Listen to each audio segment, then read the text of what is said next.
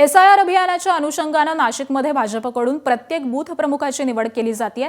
BLO अधिकारी आणि भाजपचे बीएलए बूथ प्रतिनिधी नेमले असून नाशिकमधल्या एसआयआर मोहिमेमध्ये भाजपनं पुढाकार घेतलाय। मात्र या सगळ्या प्रक्रियेवरती ठाकरेंच्या शिवसेनेनं आक्षेप घेत प्रशासकीय अधिकाऱ्यांनी प्रत्येक मतदाराची भेट घेऊन एसआयआर नोंदणी करावी आणि या मोहिमेमध्ये राजकीय पक्षांचा होणारा हस्तक्षेप हा थांबवावा असं निवेदन जिल्हाधिकाऱ्यांना दिलंय।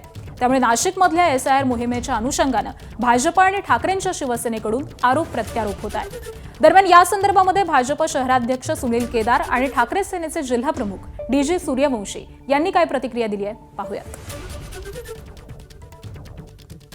एसआयआर जे बीएलओ आहे, शासकीय जे अधिकारी आहे बीएलओ प्रत्येक बूथला दिलेले, त्यांच्याबरोबर भारतीय जनता पार्टीने बूथ प्रमुख आणि बीएलए 2 दिलेले, जेणेकरून त्यांना सहकार्य मिळालं पाहिजे, त्यांना मतदार नोंदणी फॉर्म वाटप ओळख ही झाली पाहिजे। त्याच्यामुळे शासनानेच सांगितले की प्रत्येक राजकीय पक्षाने बीएलए 2 द्यावा।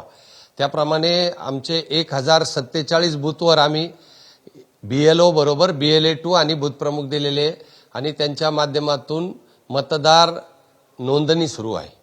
भारतीय जनता पार्टी असेल किंवा शिंदे गट असेल यांनी त्यांच्या पर्सनल एरियामध्ये किंवा मग त्यांच्या भागामध्ये काही पैसे देऊन त्यांनी त्यांचे लोक नेमले आणि त्यांच्या विचाराचे लोक करतात। हा विषय असा आहे की इथून सर्व डुप्लिकेट असतील, दुबार असतील, मयत असतील, हे सर्व लोक निघून जावे। या सत्ताधाऱ्यांचा हस्तक्षेप हा कमी झाला पाहिजे।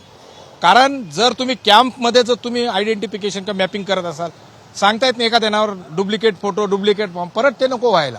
हे आमचं असं निदर्शनास आलंय। म्हणून कलेक्टर म्हटले की आम्ही त्या विधानसभेच्या प्रमुखाला, अधिकाऱ्याला सर्व त्यांच्या अखत्यारीत असलेल्या जेवढ्या केंद्र असतील, जेवढे बूथ असतील, तिथे ते स्वतः व्हिजिट करतील जिथे संशय आला तर, आणि हेच आम्हाला पाहिजे।